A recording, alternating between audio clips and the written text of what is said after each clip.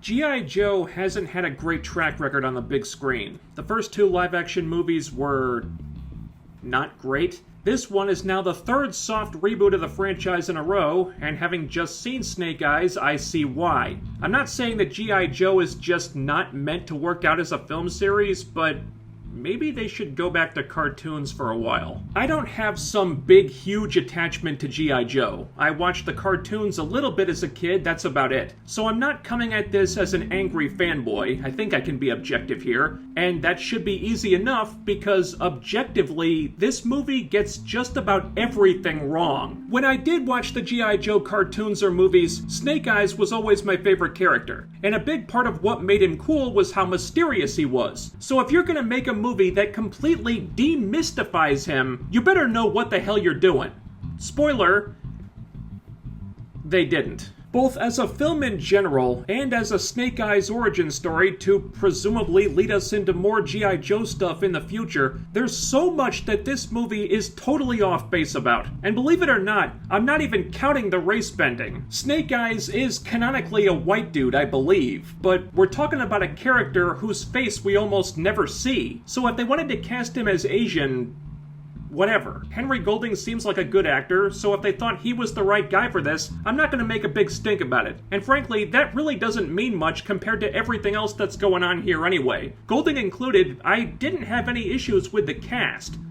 The characters, on the other hand, Snake Eyes, as a character, should be pretty hard to screw up. It's not that complicated. He's a badass ninja who wears an iconic-looking mask, never talks, and has a rivalry with Storm Shadow. Even the most incompetent storyteller ought to be able to get that much right. But the caveat is that the storyteller would need to at least give a shit about the character and the G.I. Joe mythology, and I think it's pretty clear that these people really didn't. His most defining character trait is the no-talking thing. Well, forget about that, because he's talking through this whole movie. But then you say, well, it's an origin. They're telling the story of why he stopped talking. And I might have even accepted that if that's what they did here, but they didn't. That's not what the story is about. In fact, it never even comes up. By the end of the movie, he's still talking, and there's no foreshadowing with that or anything. The dude has two incredibly basic, simple things that make him a popular character, and they didn't even bother with this one. The other one is in there, technically. He does get the iconic mask, but there's no story attached to it. It's literally a throwaway in the last 60 seconds of the movie. Hey, Snake Eyes, you're heading out on your next big adventure? Well, apropos of nothing, here's a ninja tech suit we made for you.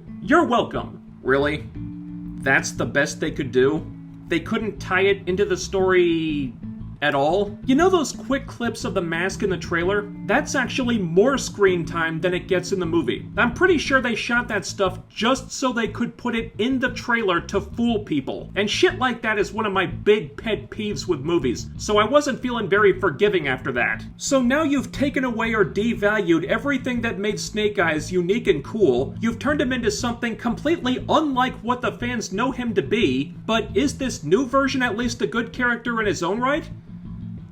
No. In fact, Snake Eyes in this movie is kind of a dick. He acts like a douchebag to a lot of people. He backstabs characters who are trying to help him out. There's not much to him as a person, really. He's just a guy who's looking for revenge. Storm Shadow had more meat on his character than Snake Eyes did, and weirdly enough, even though Storm Shadow is supposed to be the villain, or becomes the villain later and joins a terrorist organization or whatever, he felt a lot more sympathetic than Snake Eyes did. I walked out of the movie feeling bad for Storm Shadow. He really got screwed over here. And the one who screwed him is the guy who was supposed to be the hero of this movie. And then the question becomes, well, if they didn't care about doing the character justice or giving him a proper origin to show how he became the character we know from G.I. Joe, did they at least shoot some decent action sequences for us to sink our teeth into? And again, the answer's no. They're actually one of the worst parts of this. The action in this movie is incomprehensible. There's so much fucking shaky cam you can't even tell what's going on 90% of the time. And that really sucks because you can tell the actors are trying. Hell, you got the dude from the Raid in there. If nothing else, the action should have at least been watchable. All you had to do was plant the fucking camera. But every action scene looks like the DP was playing Dance Dance Revolution while he was shooting it or something. So as a Snake Eyes movie, this thing pretty much fails across the board. The actors seem game for the most part. If you put this cast in a better movie, you'd probably have something. But the script and the direction let them down at almost every turn, and that really doesn't bode well if they want this to be a launching pad for a new G.I. Joe reboot, which they clearly do. There's some other G.I. Joe characters in there, Scarlet and Baroness, and to be fair, they're two of the better things in the movie. I think it managed not to f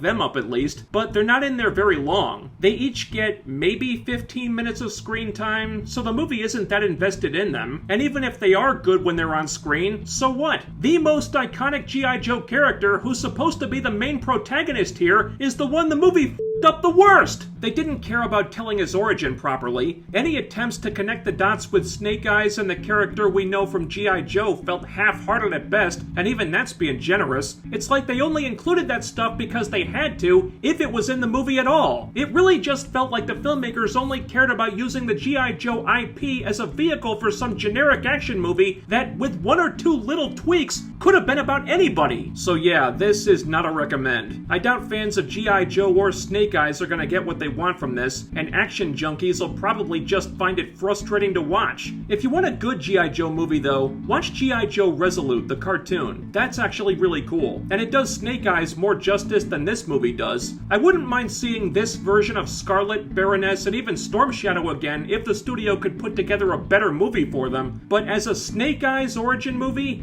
this just didn't work. Let me know what you thought about Snake Eyes in the comments down below. Ding that bell icon and follow me on social media so you'll always know when I upload new stuff. I also have a live streaming channel now, the links are down there. And most importantly, don't forget to thumbs up the video, share, subscribe, and make sure you're still subscribed, because what really deserves to have some mysterious traumatic experience where its voice is taken away so it can never speak again is the YouTube algorithm. That's all for now, but I'll be back with more soon. So stay tuned for that, do all the YouTube things, and I'll see you next time.